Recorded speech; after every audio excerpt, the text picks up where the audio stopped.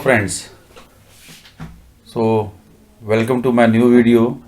आज का वीडियो का टॉपिक काफ़ी इंटरेस्टिंग है क्योंकि मेरे लिए तो ये सब्जेक्ट बहुत इंटरेस्टिंग पहले भी था और आज भी है। तो मैंने पहले आपको आईनैव के ऊपर ऑप्टिकल फ्लो सेंसर, क्योंकि हम लोग आज ऑप्टिकल फ्लो सेंसर के ऊपर काम करेंगे। और जैसे कि आप मेरे पहले वीडियोस देख चुके हैं, मैंने पहले आईनैव के ऊपर ऑप्टिकल फ्लो, मेटेक का ऑप्टिकल फ्लो सेंसर यूज़ किया और उसका पूरा सेटअप आपको बना के मैंने वीडियोस को अपलोड किया हुआ है। अगर जिन लोगों ने नहीं देखा आप उसको देख सकते हैं। और अभी मेरा सेकंड ये था कि मैं यहाँ पे ऑप्टिकल फ्लो सेंसर को ऑडियोकॉप्टर पे लगा के देखूं। और ऑडियोकॉप्टर के अंदर कुछ पैरामीटर्स थे, वो हम लोगों को पैरामीटर डालने थे। तो पहले आपको मैं बताना चाहूँगा कि मैंने इस ऑडियोकॉप्टर में दो वीडियो ऑलरेडी मैं अपलोड कर चुका हूँ। पहला वीडियो जो था वो मैंने स्पीडीबी के ऊपर ऑडियोकॉप्टर को फ्लैश कैसे करना है, पहला तो ये रहा। दूसरा वीडियो हमने बनाया कि हम स्पीडीबी के ऊपर क्वाडकॉप्टर कैसे बनाएंगे, उसको हमने फ्लाई करके भी दिखाया। उस पर एक मिशन क्रिएट भी किया और मिशन पे टॉम नोस्ली से फ्लाई भी किया, तो वो भी परफेक्टली काम हुआ। अब जो हम ऑप्टिकल फ्लो सेंसर, मैंने जो क्वाड आपको अभी दिखाया है, वो ऑप्टिकल फ्लो सेंसर जो है मैंने मेटेक का यूज़ किया है और मैंने उसी स्पीडीबी बोर्ड के ऊपर ही लगा रखा है।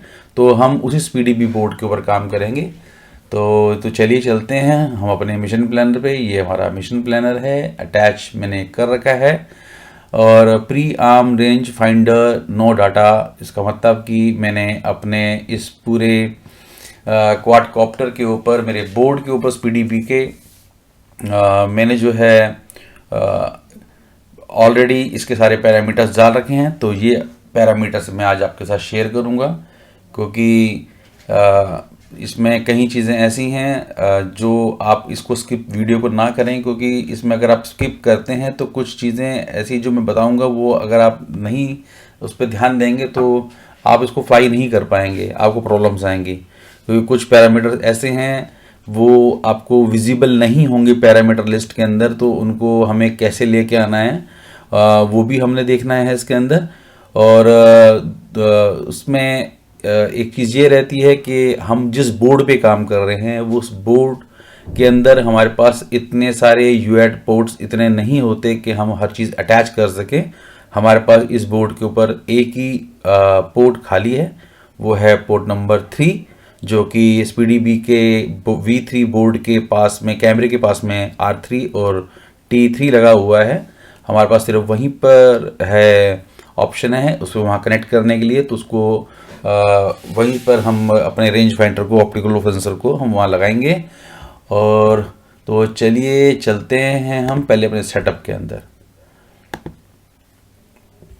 मैं आपको दिखा देता हूँ। पहले लास्ट वीडियो भी मैंने आपको बताया था कि इसमें हमारे पास 5 पोर्ट्स हैं। तो जैसे कि मैंने आपको ये दिखा रहा हूँ कि पोर्ट 1 में मैंने टेलीमेट्री लगा रखी है, वाईफाई मॉड्यूल, नोड MCU 8266 का मैंने मॉड्यूल बना के लगाया हुआ है। इसका वीडियो भी मैं किसी दिन आपको अपलोड कर दूंगा। तो काफ़ी अच्छा 100-150 रुपये में ये मॉड्यूल वाईफाई टेलीमेट्री बन जाती है और अच्छी खासी हमें रेंज भी मिलती है। ऑलमोस्ट 300 मीटर मैंने रेंज ली है उस टेलीमेट्री से। तो चलिए इस बारे में बाद में बात करते हैं। तो अभी हम सीरियल पोर्ट 2 को देख रहे हैं। इसमें हमारा रिसीवर लगा हुआ है। सीरियल पोर्ट 3 ये हमारा खाली है। तो खाली है तो मैंने इसमें ये कुछ बॉड रेट डाला हुआ है और MSP ऑन की हुई है, क्योंकि ऑप्टिकल फ्लो जो मैंने इसमें ऑप्टिकल फ्लो सेंसर लगाया हुआ है। 4 जो है वो यूज़ नहीं होता क्योंकि वो ब्लूटूथ के लिए यूज़ हो रहा है, 5 ESC टेलीमेट्री के लिए और 6 GPS के लिए। तो ये तो सारा सेटअप यहाँ पर है। तो अब हम चलते हैं मेन पैरामीटर लिस्ट की तरफ।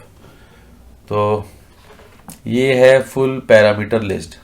तो जैसे कि मैंने आपको बताया कि हम जिस बोर्ड को यूज़ कर रहे हैं वो बहुत छोटा सा बोर्ड है और सारे पैरामीटर्स आपको उसके अंदर नहीं मिलेंगे। उसका रीज़न ये रहता है, सारे पैरामीटर्स नहीं मिलने की वजह ये रहती है कि देखिए हम लोगों ने जो बोर्ड यूज़ किया है वो बहुत, उसकी फ्लैश मेमोरी, उसमें कितनी MB की फ्लैश मेमोरी लगी है, सारा कुछ उसी पे रहता है।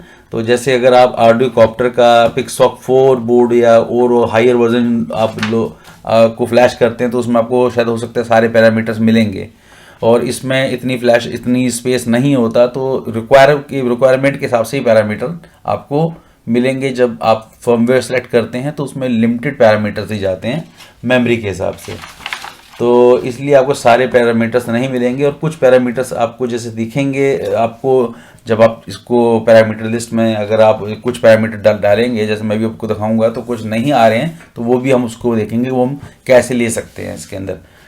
तो चलिए, अब पैरामीटर ट्री के अंदर हमारे को पहले क्या करना है, तो इसमें हम लोग पहले हमने सेट करना है सीरियल। अब जो मैं पैरामीटर लिख रहा हूँ उसको आप ध्यान से देखिएगा, वो मैं डिस्क्रिप्शन में भी लिख दूंगा, तो वहाँ से भी आप कॉपी करके आप सिंपल डाल सकते हैं। तो सीरियल 3,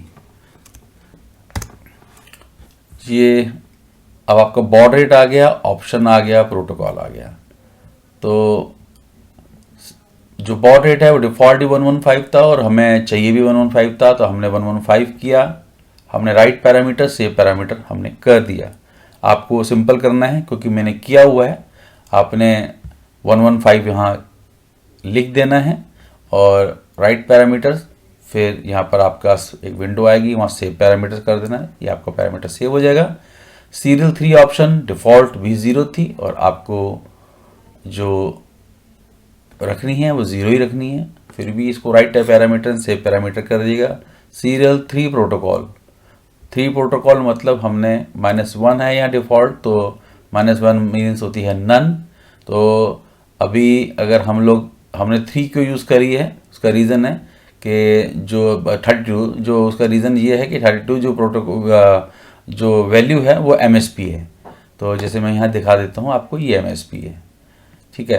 तो अभी हम लोगों का यहाँ ये वाला काम, ये जो 3 पैरामीटर्स थे, यहाँ पर ये राइट पैरामीटर और सेव पैरामीटर करके आपने यहाँ से निकल जाना है इस पेज से।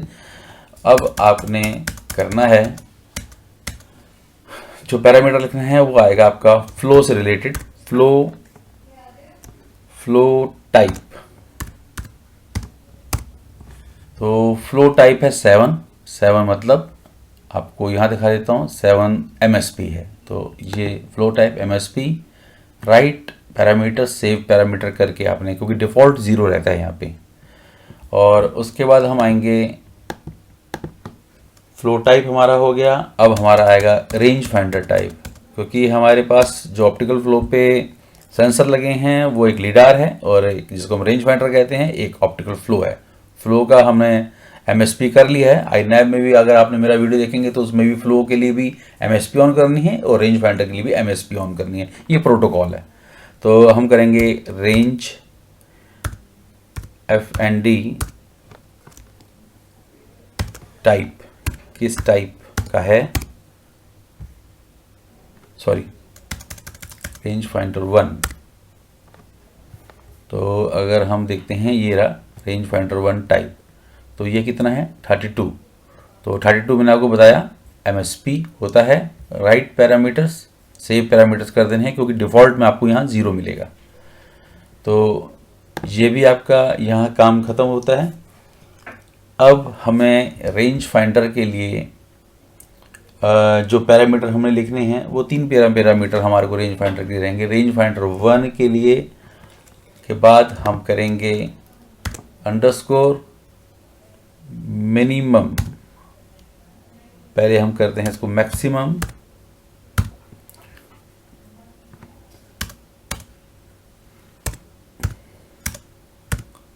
तो यहाँ पर आपको दिक्कत आ सकती है, क्योंकि यहाँ पर अगर आप ये कमांड ये पैरामीटर डालते हैं तो आपका हो सकता है कि ये पैरामीटर आपको विजिबल ना हो। तो आपने क्या करना, सिंपल रिफ्रेश पैरामीटर्स।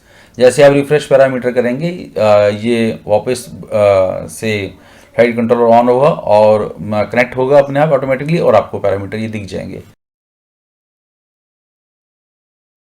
देना है सिंपल 120 मीटर करना है, मतलब कि 1.2 मीटर अराउंड। तो right parameters and save parameter. उसके बाद हमने आना है मैक्स हो गया। अब हम करेंगे मिनिमम। मिनिमम में हमने रखा हुआ है 1 डॉक्यूमेंटेशन में देखेंगे तो 1 थोड़ा सा आपको ज़्यादा मिलेगा, पर मैंने 1 रखा हुआ है और डिफ़ॉल्ट 20 है। 1 में मेरा क्वाड अगर मैं ग्राउंड पर रखता हूँ तो वो 1 सेंटीमीटर रीड कर लेता है और वो आर्म कर देता है। तो जैसे अगर आप बड़ा क्वाडकॉप्टर बना रहे हैं तो आप पैरामीटर 20 से नीचे नीचे आपने जो भी लिखना है, सेंटीमीटर्स में आपको लिखना है। तो आप अपनी ग्राउंड की लेवल जो आपका सेंसर लगा है वहाँ से आप मेजरमेंट टेप से ग्राउंड को मेज़र कर लीजिए कि इतनी mm पे हमारा सेंसर आ गया है, वो आप रीडिंग डाल दीजिए और ये आम हो जाएगा, अदरवाइज़ ये आम नहीं होगा। तो ये इस पैरामीटर का थोड़ा ध्यान रखना है। तो हम लोगों ने बनाया है क्वाड, तो हमारे पास गैप बहुत कम है, ग्राउंड लेवल से बहुत कम गैप रह जाता है, तो मैंने इसलिए 1 कर दिया है।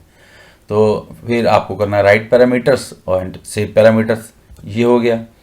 उसके बाद हमने करना है रेंज फाइंडर 1 ओरिएंटेशन, तो ये आपको डिफ़ॉल्ट भी 25 ही मिलेगी और यहाँ आपको 25 ही आपको करना है। उसका मतलब ये रहता है कि 25 मतलब डाउन साइड, आपका जो ऑप्टिकल फ्लो है वो आपने डाउन साइड में लगाया है और उसको उसका जो ऑप्टिकल फ्लो का फेसिंग किया हुआ है वो आपने ग्राउंड लेवल की तरफ किया हुआ है। तो ये ऐसा है। राइट पैरामीटर, सेव पैरामीटर, ये ख़त्म। अभी इसमें आपको फ्लो के लिए 2 और पैरामीटर लिखने हैं। तो हम करेंगे फ्लो अंडरस्कोर fx। अभी आपको यहाँ भी प्रॉब्लम आएगी, क्योंकि ये पैरामीटर अगर आप डालेंगे तो हो सकता आए और हो सकता ना भी आए। तो आपने क्या करना है, जैसे मैंने आपको बताया, रिफ्रेश पैरामीटर कर देंगे तो आपके पास ये वाले पैरामीटर्स आ जाएंगे। fx स्केलर और fy स्केलर 2 आएंगे। डिफ़ॉल्ट है 0 और हमने करना है -800। Right parameters, save parameters, done. अब हम करेंगे fy पैरामीटर्स, तो इसमें भी 0 है, हमने -800 कर देना है। Write parameters then save parameters, यहाँ पर आपका आएगा तो आपने उसको डन कर देना है। तो ये आपका हो गया फ्लो से रिलेटेड और रेंज फाइंडर से रिलेटेड जो है पैरामीटर्स हैं वो हमारे हैं कंप्लीट हो गए हैं। तो पैरामीटर्स जो रहेंगे, अब हमारे पैरामीटर्स रहेंगे जीपीएस से रिलेटेड और ऑप्टिकल फ्लो से रिलेटेड जो पैरामीटर हमारे जाएंगे, जो कि रहेंगे AHRS underscore EKF underscore type. तो डिफ़ॉल्ट भी 3 रहेगा और आपका हम जो वैल्यू डालेंगे वो 3 डालेंगे। राइट पैरामीटर, सेव पैरामीटर्स आपने करके इसको सेट कर देना है। EKF 3 एनेबल्स, ये एनेबल ही रहेगा और आपको सिर्फ इसमें इतना ही करना है और कुछ नहीं इसमें करना है। और यहाँ पर भी आपको जो मेन चीज़ करनी है कि जैसे ही आपने ये सब सेट किया, आप एक बार इसको डिस्कनेक्ट करेंगे और अपनी USB जो केबल है फ्लाइट कंट्रोलर से निकालेंगे, दोबारा इंसर्ट करेंगे, फ्लाइट कंट्रोलर को दोबारा कनेक्ट करेंगे। ये मस्ट है, इसको रीबूट करना ज़रूरी है। इस वाले पैरामीटर के बाद रीबूट करना ज़रूरी है, तभी ये फंक्शन में आता है। तो ये कमांड फंक्शन में आएगी। तो ये तो हो गया हमारा यहाँ तक। अब हम चलते हैं आगे। तो अब हमारा रहेगा जो रहेगा EK3 underscore SRC underscore option. तो ये है 0, उसको हम चेक कर लेते हैं। तो 0 का मतलब रहा फ्यूज़ ऑल वेलोसिटीज़। तो ये ऑप्शंस हैं। अगर हम 1 लिखेंगे तो अगर सपोज करिए मैं इसको कर देता हूँ 1 और राइट पैरामीटर्स और सेव पैरामीटर्स करता हूँ, तो अभी मैं सेट रिस्पांस देखता हूँ तो फ्यूज़ ऑल वेलोसिटी यहाँ टिक हो जाता है। ठीक है, तो हमने क्या करना है, इसको यहाँ पे रखना है 0, राइट पैरामीटर्स, सेव पैरामीटर्स। तो अभी हमारे पास यहाँ पर ये फ्यूज़ ऑल वेलोसिटीज़ में टिक नहीं है, तो हमें सिंपल यहाँ पर 0 रखना है, डिफ़ॉल्ट 1 रहता है। अब उसके बाद हमारे पास जो रहेगा पैरामीटर रहेगा ek3_src1। अब ये चीज़ आपको समझने वाली है। देखिए, अगर आप डॉक्यूमेंटेशन में जाएंगे तो ek3_src1 और src2 ये दो पैरामीटर्स ऐसे हैं कि इसमें आपको ये पांच जो पैरामीटर सेट करने हैं, जैसे यॉ का है और ये है position X Y, position Z, velocity X Y, V L Z, Z L Z, ये जो 5 आपके पैरामीटर्स हैं ये ऐसे रहेंगे SRC1 में। अगर आप SRC1 करेंगे और अगर आप SRC2 करेंगे तो वो रहेंगे आपके GPS के लिए। तो मैंने इसमें थोड़ा चेंजेस किए हैं। मैंने SRC1 को यूज़ किया है, 1 को यूज़ किया है आपके ऑप्टिकल फ्लो के पैरामीटर्स के लिए। तो ये मेरे ऑप्टिकल फ्लो के हैं। तो अगर मैं आपको दिखा देता हूँ SRC2, तो ये मेरे जो पैरामीटर हैं ये हैं मेरे GPS के लिए। तो पहले हम जाते हैं SRC1 के अंदर। तो डिफ़ॉल्ट यहाँ रहेगा 3 का मतलब GPS, हमने कर दिया 0 नन। और यहाँ डिफ़ॉल्ट रहेगा 1 बैरोमीटर, हमने यहाँ यूज़ किया है 2 का मतलब होता है रेंज फाइंडर। फिर हमने किया है यहाँ पे 3 GPS है डिफ़ॉल्ट, नहीं हमें यूज़ करना है, यहाँ GPS है तो हम यहाँ पर पैरामीटर जो है करेंगे 5 नंबर, ये है ऑप्टिकल फ्लो। ठीक है, उसके बाद हम करेंगे यहाँ पर है पैरामीटर 3 डिफ़ॉल्ट सेटिंग है, हम कर रहे हैं यहाँ पर 0, तो 0 का मतलब है नन। उसके बाद है यहाँ पे 1 डिफ़ॉल्ट और यहाँ पे भी है 1 हमने सेट करना है। तो ये कंपास यहाँ पर यूज़ किया जाएगा। तो ये सारे पैरामीटर को 1 बाय 1 आपने राइट पैरामीटर्स सेव पैरामीटर्स करते जाना है। जो यहाँ लिखे हुए हैं ऐसे ही आपने यहाँ पर बिल्कुल आपने यहाँ पर लिख देने हैं। मैं आपको डिस्क्रिप्शन में बताया है कि मैं दे दूंगा, आप सेम ऐसे कैसे के पर ये पैरामीटर्स जो हैं SRC1 के जो पैरामीटर्स हैं वो यूज़ होंगे ऑप्टिकल फ्लो के लिए। आप SRC2 में भी ऑप्टिकल फ्लो कर सकते हैं और SRC1 में GPS कर सकते हैं, पर मैंने ऐसे किया हुआ है कि मैंने SRC1 और SRC2 के लिए SRC2 को GPS में रखा हुआ है। अच्छा, अब आपको ये लग रहा होगा कि ये जो पैरामीटर्स हैं इनको हम लोग कैसे हम चेंज करेंगे कि हम GPS और उसके लिए। चलिए मैं इसके बारे में बाद में बाद में बताऊंगा। पहले मैं एक काम कर लेते हैं, थोड़ा बहुत हमारा काम रह गया है तो उसको हम और कर लेते हैं।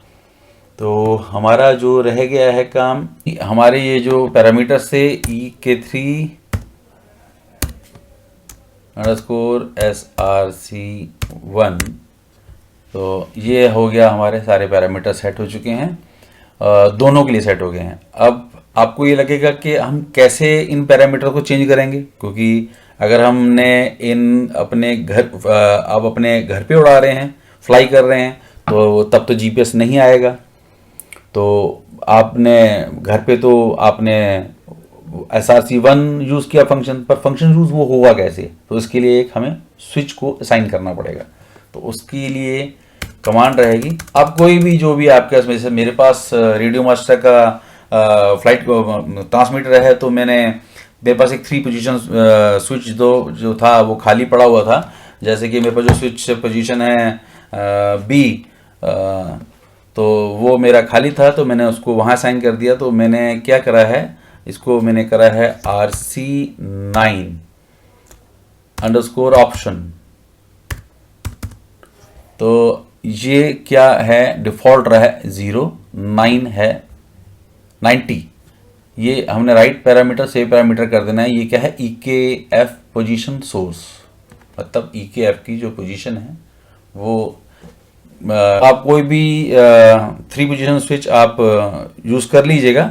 तो जैसे मैं आपको यहाँ दिखाता हूँ, यहाँ तो हमारा काम हो गया है। अब यूज़ पैरामीटर में चले जाते हैं। जैसे भी ये मैंने डाला हुआ है RC9 के अंदर EKF पोजीशन सोर्स, वो या चेंज आप यहाँ से भी कर सकते हैं, पर पैरामीटर में मैंने लिख के यहाँ चेंज कर दिया है। तो अभी क्या होगा कि ये जो स्विच है ये आपकी पोजीशन को चेंज करेगा। जब आपने आउटडोर में गए हैं और आउटडोर में आपको फ्लाई करना है तो आपको अपना 3 पोजीशन स्विच लो पे रखना है। लो मतलब बिल्कुल डाउन।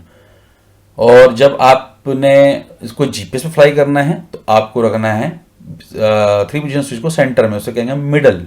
फिर एक पोजीशन होती है हाई। हाई यूज कहीं नहीं होती है, तो सिर्फ मिडल और लो यूज होगी। और वो मैं आपको दिखाता हूँ। मैं एक बार रिमोट को ऑन कर लेता हूँ तो वो भी आपको समझ में आ जाएगा कि Welcome to HTX. Altitude hold. एक बार मुझे डिस्कनेक्ट करना पड़ेगा अपना क्वाड, क्योंकि इसमें वाईफाई ऑन हो गया है रिसीवर में। तो एक बार डिस्कनेक्ट कर लेते हैं और दोबारा से हम जुड़ते हैं। अपने कॉम पोर्ट को यूज़ किया, कनेक्ट किया। Engines arm. Angle mode. Battery critical. तो अभी हम मैसेज में जाते हैं। तो अभी आप मैसेज में यहाँ देखिएगा Battery critical. कि मेरा रिमोट ऑन हो चुका है और ये देखिए मैंने अभी लो पे किया स्विच को तो लिखा आ गया EKF पोजीशन सोर्स लो। अभी मैं स्विच को कर रहा हूँ मिडल पे, ठीक है। अभी मिडल पे हमारा जो होगा 213 ये आ गया EKF पोजीशन सोर्स मिडल। अब मैं उसको करता हूँ हाई पे, position EKF position source high. ये स्विच काम कर रहा है। तो जब हम लो पे हैं तो हम आएंगे रेंज फाइंडर हमारा, हम रेंज फाइंडर पे फ्लाई करेंगे अपने ऑप्टिकल फ्लो पे। और जब हम हाई पे मिडल पे आ जाएंगे तो हम फ्लाई होगा हमारा जीपीएस पे। तो ये चीज़ आपको क्लियर हो गई है। मैं रिमोट बंद कर देता हूँ, डिस्टर्ब कर रहा है थोड़ा सा। तो ये तो हो गया हमारा पोजीशन हम चेंज कैसे करेंगे, हम ऑप्टिकल फ्लो से जीपीएस पे कैसे आएंगे। अच्छा, अभी आपने एक चीज़ इसमें और चेंज करनी है। वो चेंज करनी है आपने स्टैंडर्ड पैरामीटर्स में जाके। देखिए इसमें आपने क्या चेंज करना है, इसमें बहुत सिंपल सा है। ये जो आर्म चेक्स टू परफॉर्म है यहाँ पर आपको मिलेगा ऑल। तो मैंने इस ऑल को यहाँ से हटा दिया है और सबको मैंने यहाँ टिक कर दिया है, इंडिविजुअली टिक कर दिया है। और इसमें ये भी टिक होना था, रह गया। ये सब टिक हो चुका है। इसमें सिर्फ आपने जीपीएस लॉक टिक नहीं करना है, तो ये टिक नहीं करना और बाकी आप सब टिक कर दीजिएगा। और राइट पैरामीटर्स और सेव ऑटोमेटिकली हो गया। तो इसको एक बार आप डिस्कनेक्ट कर दीजिएगा, दोबारा से कनेक्ट कर लेते हैं एक बार इसको। तो अभी हमारा जो है यूज़र पैरामीटर ये हो गया। सोर्स ये मैंने आपको समझा दिया है। और स्टैंडर्ड पैरामीटर्स में हमारे पास एक बार चेक कर लेते हैं, ये जीपीएस लॉक नहीं है। यहाँ पर सिर्फ आपने इतना ही करना है, ऑल को टिक नहीं करना, इंडिविजुअली सबको टिक कर देना है, क्योंकि जीपीएस लॉक को हमने हटा देना है यहाँ से। तो ये आपके पैरामीटर्स हो गए हैं इससे रिलेटेड। अब हमें क्या करना है, अभी पहला आप काम करेंगे इसके अंदर। अभी हमने सारे पैरामीटर्स इसमें डाल दिए हैं कि सीरियल 3 हमने अब सीरियल के लिए 3 पैरामीटर्स वो डाल दिए, फ्लो के लिए हमने डाले हैं 3 पैरामीटर्स, रेंज फाइंडर के लिए हमने डाले हैं 4 पैरामीटर्स। और इसमें अब आपने क्या करना है कि अब आपका एक सवाल होगा कि हम जब ऑप्टिकल फ्लो लगाएंगे तो ऑप्टिकल फ्लो को कैलिब्रेट करना पड़ता है। तो मैंने कैलिब्रेशन नहीं किया। मैंने इसलिए नहीं किया क्योंकि मेरा ऑप्टिकल फ्लो ऑलरेडी कैलिब्रेट पड़ा था, क्योंकि वो आईनैब में था। तो आईनैब में बहुत इजी रहता है कैलिब्रेशन करना, क्योंकि वहाँ पर ऑप्शन है कैलिब्रेशन करने की। तो कैलिब्रेशन हम वहाँ से कर सकते हैं। वहाँ से कैलिब्रेशन किया, आपने आई लेवल पे क्वाड को उठा लिया और एक बार 15 बार आपने रोल किया उसको, और 15 बार आपने पिच की तरफ उसको आगे पीछे किया तो वो सेट हो जाता है। वो मैं एक वीडियो बना दूंगा जिससे समझ में आ जाएगा कि कैलिब्रेशन कैसे होती है, क्योंकि लास्ट वाली वीडियो में मैंने कैलिब्रेशन दिखाई नहीं थी कि कैसे होती है। शायद हो सकता है कईयों को समझ में आ रही हो ना हो, तो एक छोटा मैं वीडियो बना दूंगा कि कैलिब्रेशन इनकी कैसे करनी है। अब इसकी कैलिब्रेशन कैसे करनी है ये थोड़ा सा मैटर करता है, क्योंकि इसमें कोई ऑप्शन ऐसी नहीं है कि हम लोग स्विच क्लिक करें तो कैलिब्रेशन चालू हो गए, नहीं। तो इसमें क्या रहता है सॉरी, इसमें हमारे को एक रिमोट में अपना एक स्विच असाइन करना पड़ता है जो रहेगा, कोई भी आप कर सकते हैं जो भी आपका खाली पड़ा हो। तो जैसे मैंने करा है RC10_ ऑप्शन, तो ये आ गया RC10_ ऑप्शन। तो अभी इसमें क्या करना है, हमने डाल देना है 158। तो 158 करेंगे, राइट पैरामीटर्स, ये आ गया ऑप्टिकल फ्लो कैलिब्रेशन। तो मतलब हमारा ये जो स्विच हो गया, अगर हम ये स्विच असाइन कर देंगे अपने रिमोट के अंदर तो ये हमारा कैलिब्रेशन का स्विच बन गया। जैसे कि हम आईना में टिक करते हैं कैलिब्रेशन को कॉन्फ़िगरेशन के अंदर, वैसे वहाँ टिक नहीं करना, यहाँ पर सिर्फ स्विच को ऑन कर देना है तो कैलिब्रेशन मोड में वो चला जाएगा। अब ये कैलिब्रेशन में कैसे जाए, कैलिब्रेशन कैसे करेंगे, तो उसका सबसे सिंपल तरीका है, मैं आपको सिर्फ अभी बता देता हूँ, एक वीडियो बना दूंगा आपको। आपने पहले जीपीएस में लेके जाना है, अपने जो स्विच को पहले रखना है मिडल में, तो आपका जीपीएस पोजीशन पे आ गया, जीपीएस लॉक हो जाएगा। आपने इसको 1.5 मीटर हाइट तक इसको फ्लाई करना है और पोजीशन होल्ड पे रखना है। और उसके बाद आपने एक बार इसको रोल को लेफ्ट एंड राइट 15 बार करना है, फिर पिच को आगे पीछे 15 बार करना है, और सिर्फ 30 डिग्री आपको बेंड, मतलब 30 डिग्री तक आपको उसको टिल्ट करना है। ऐसी रोल में 30 डिग्री टिल्ट करेंगे, ऐसी पिच में 30 डिग्री तक टिल्ट करेंगे, आगे पीछे 15 बार इधर और 15 बार रोल, 15 बार पिच और बैकवर्ड।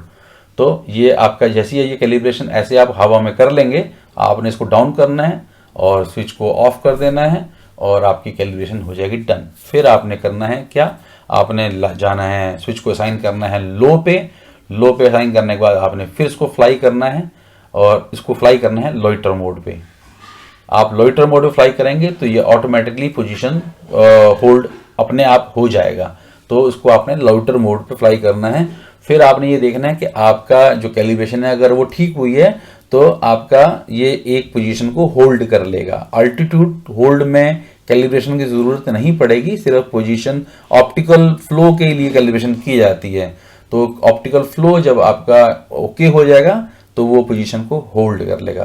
तो आपका ये जो क्वाड है वो आउटडोर में, इंडोर में ऑप्टिकल फ्लो पे बिल्कुल परफेक्ट चलेगा। और मैं आपको बता देता हूँ कि इसके अंदर सबसे बड़ी बात क्या रहती है कि मेटेक के ऑप्टिकल फ्लो सेंसर के अंदर अगर आपके पास बहुत ज़्यादा बाहर लाइट है, मतलब बहुत धूप में अगर आप फ्लाई कर रहे हैं, तो वो पोजीशन होल्ड तो कर लेगा पर रेंज फाइंडर आपको दिक्कत देगा।